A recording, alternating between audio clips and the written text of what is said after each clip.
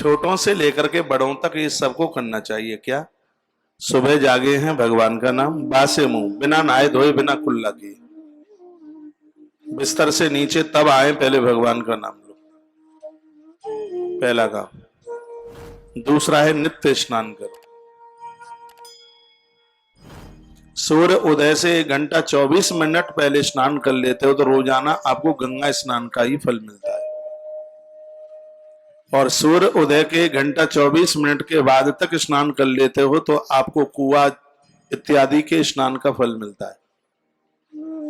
और जो 10-10, 11-11, 12 बजे नहाते हैं उनको रक्त के कुंड में डुबकी लगाने का ही फल मिलता है, समझ लो। कोई स्नान विस्नान नहीं है, वो तो सिर्फ चमड़ा चमकाने के लिए किया जा रहा है, चमड़े को गोरा करने के लिए, और वो गोरा होता भी नहीं है। गोरा चमड़ा संयम से होगा। आप तो सफेद चमड़े को गोरा मानते हैं,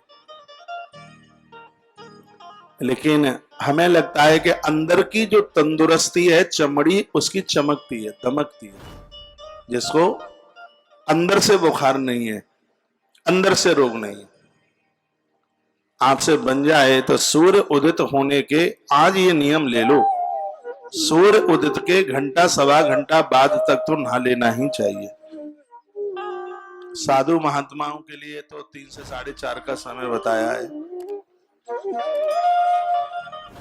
घर में रह करके जो भजनानंदी लोग हैं उनको सूर्य उदय से 1.5 घंटा पहले का बताया है। और आप जिनको अभी घर की बहुत जवाबदारियां जिम्मेवारियां हैं उनके लिए सूर्य उदय के 1 घंटा 24 मिनट के बाद तक का समय बताया है। 11, 12, 1, 2 बजे नहाना, ये कोई नहाना नहीं है। माताएं बहुत ध्यान से सुनिए, माताएं चाय बना देंगी बिना नहाए, दाल छौंक देंगी बिना नहाए, यहां तक कि आटा भी गूंथ देंगी बिना नहाए। सब काम करने के बाद फिर 4 लोटा पानी ढरकाने के लिए जाती है। जब तुमने आटा भी बिना नहाए गूंथ दिया, दाल सब्जी भी बिना नहाए, तो अब कौन सा कीचड़ लग गया, सब नहाने को जा रही है। चूल्हा तो सुलगना ही चाहिए स्नान के तत्पश्चात। आप गृहिणी हैं, आप देवी हैं, आपकी शुचिता और पवित्रता के द्वारा बनाया गया भोजन प्रसाद जो भी इसको लेंगे हरिमय हो जाएंगे, वो भक्त हो जाएंगे, वह भगवान के अपने हो जाएंगे। पूरा घर तो आपके ऊपर डिपेंड है, आपके ऊपर चलता है। इतना आलस्य मत कीजिए, इतना प्रमाद मत कीजिए। रसोई में जाएं, सिर को ढक के जाएं। एक दिन मैं बोला हूं, सिर का टूटा हुआ बाल अन्न में मिलकर के पेट में चला जाए, और ये बार बार ऐसा हो रहा है, व्यक्ति की पूरे शरीर में गांठें हो जाएंगी, कैंसर से पीड़ित हो जाएगा। पता नहीं मेरी इस बात को कितना माना जाएगा। बहुतों के तो गुच्छे के गुच्छे टूट करके गिरते ही रहते हैं। ये फुवरिया ही काम है। सिर ढकिए, पूजा में, किसी को प्रणाम करने में, रसोई बनाने में सिर के ऊपर पल्लू होना ही चाहिए। वैसे भी गले में बाल अटक जाए तो कितनी दिक्कत परेशानी होती है। ये पेट में जाकर के तो बहुत कष्टदायक होता है। आप घर की एक रीढ़ की हड्डी हैं, घर आपके द्वारा चल रहा है, तो घर को बहुत ज्यादा विशेष बनाइए। सुबह यदि आप समय से नहीं उठेंगे तो पूरे दिन का क्रम बेकार हो जाएगा। और थोड़ा भी सुबह पहले जाग लेते हैं तो फूल की तरह तो हल्के रहोगे, पुष्प की तरह बिल्कुल मन मयूर नाच रहा होगा। मस्तिष्क में घंटियां बज रही होंगी, लेकिन मस्तिष्क में घंटियां बजती कहां, ये लगता है कि मस्तिष्क में कोई कील ठोक रहा है। हाँ, इतना दर्द होता है, इतनी तकलीफ होती है कि जैसे चोर दीवार पर चढ़े तो कील ठोकता हुआ जाता है। टेंशन करने वाले लोगों के माथे में घंटी नहीं बजती, कीला ठुकते। कथाएं तो मैं आपको सुना ही रहा हूं भगवत कृपा से, लेकिन कथाओं का जो एक सार है उसको स्वीकार करने की जरूरत है। 15 महीना कथा सुनने के बाद और बिस्तर 10 बजे ही छूटे, 11-12 बजे नहाए, 2 बजे चूल्हा जले, तो दोपहर के समय तो देवता और पितर सब इंतजार करके चले गए। फिर घरों में से बीमारियां नहीं निकलती, घरों में संतान का जन्म नहीं होता, घर में कलह झगड़े होते रहते हैं और भगवान को दोष दे देते हैं कि नवग्रह रूठ गया है। ग्रह किसी को नहीं रूठा, ये सब अपने द्वारा हो रहा है, अपने क्रिया कर्म सब गड़बड़ हो गए।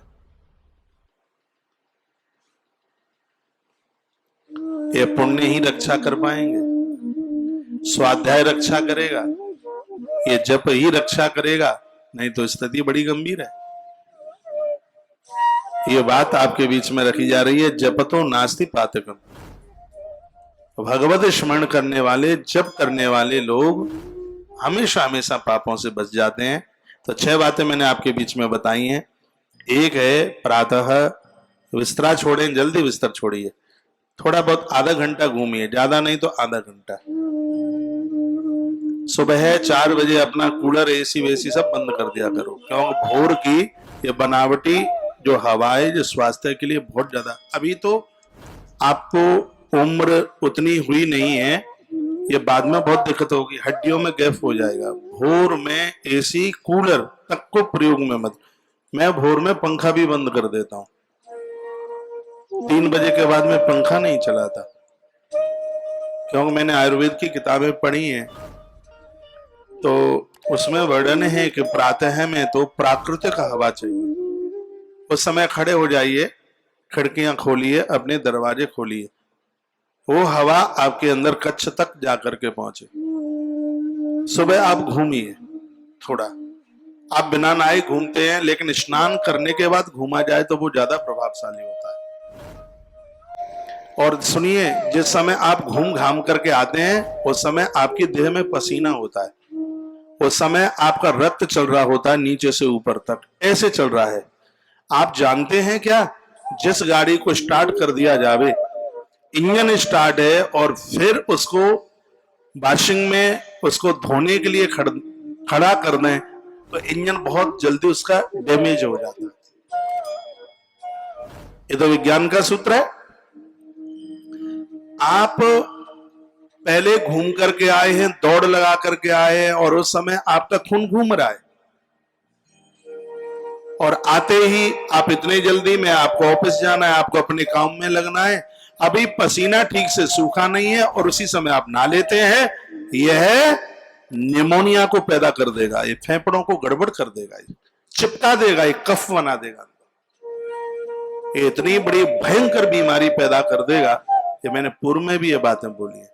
उतना तो टाइम है नहीं, घूमने के तत्पश्चात बीच में 1.5 घंटे का रेस्ट चाहिए, उसके बाद आप स्नान करें, तो इतना तो टाइम होता नहीं। बस आप आए नहीं कि 5 मिनट में आप सीधे बाथरूम में गए नहीं, कि आपने टोंटी के नीचे खोपरिया लगाई नहीं, जल्दी में ऑफिस जाना है, काम में जाना है। इसलिए सुबह स्नान के बाद में यदि आप घूमते हैं, भ्रमण करते हैं, एक्सरसाइज करते हैं, समझ लीजिएगा कि वह आपके लिए वरदान है। अब लंबी आयु जिएंगे, रोग नहीं होगा, कोई हड्डियों में गैप नहीं होगा, मस्तिष्क में दर्द नहीं होगा। यह स्वास्थ्य के लिए बहुत ज्यादा लाभदायक है। लेट बाथरूम, यह क्रिया, इसके तत्पश्चात फिर आप स्नान करें। एक 10 मिनट 20 मिनट जितना भी जो आपसे बनता है, आप भ्रमण कीजिए, एक्सरसाइज कीजिए। आपका शरीर चलना चाहिए, आपको आरोग्यता मिल जाएगी, आप निरोगी होंगे। आप